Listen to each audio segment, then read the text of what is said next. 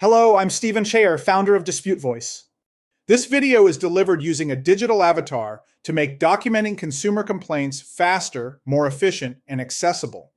This video concerns a documented consumer complaint involving Erie Home Roofing of Louisville, Kentucky. The complainant is Gary Halbert, a homeowner in the Louisville, Jefferson County, Kentucky area. This matter relates to a residential roofing service transaction. According to Mr. Halbert, he initially contacted Erie Home Roofing to request a routine metal roofing estimate. During that interaction, he states that the price quoted for a metal roof was beyond his budget.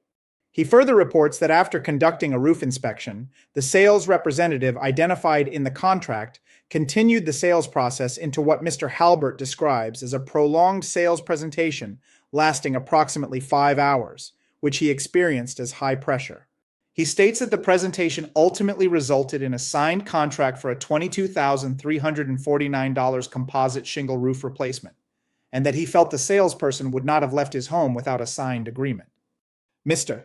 Halbert reports that the estimate and contract were delivered digitally to his wife's cell phone, and that follow-up sales calls continued until the contract was signed. He states that the fine print, particularly regarding cancellation mechanics and penalties, was not meaningfully reviewed at that time due to the format and pressure of the interaction. Almost immediately after signing, Mr. Halbert says he learned that his homeowner's insurance would likely have covered most of the roof replacement cost, leaving him responsible for a deductible of approximately $1,000. Based on this new information, he attempted to cancel the contract within Kentucky's 3-day rescission period. Mr. Halbert reports that during that rescission window, his outbound calls to Erie Home Roofing did not connect or were not answered. He later learned from his phone carrier that unanswered or non-connecting calls do not always appear in call logs, limiting his ability to document those attempts. He states that calls began going through only after the rescission period had elapsed. Mr.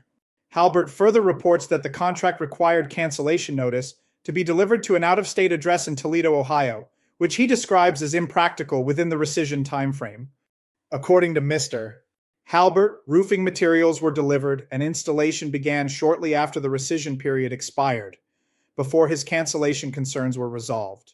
He reports noticing discrepancies in the materials delivered, including shingles with lower wind ratings than comparable products available locally at lower per square prices based on retail comparisons he later conducted. He also reports installer-related impacts to his property, including damage to new gutter downspouts and an improper chimney flashing configuration, which he later adjusted himself. Mr. Halbert states that after installation began, communication with the company was limited and did not resolve his concerns regarding cancellation attempts, materials, or installation practices. Mr. Halbert is seeking clarity regarding the contract terms, confirmation of his rescission attempts, and resolution of discrepancies related to materials and installation. He has chosen to document his experience publicly to increase transparency and to help other homeowners better understand the issues he reports. As of the time of this publication, Erie Home Roofing has not provided a public response addressing the specific points raised in this account. Dispute Voice invites Erie Home Roofing to submit verified responses, clarifications, or supporting documentation, which will be published unedited as an addendum. This video reflects the account as provided by the complainant and is supported by documentation available at the time of publication. Dispute Voice adheres to editorial standards focused on neutral reporting. Statements in this video are not legal conclusions or findings of fact, but summaries of reported experience, published under Section 230 protections.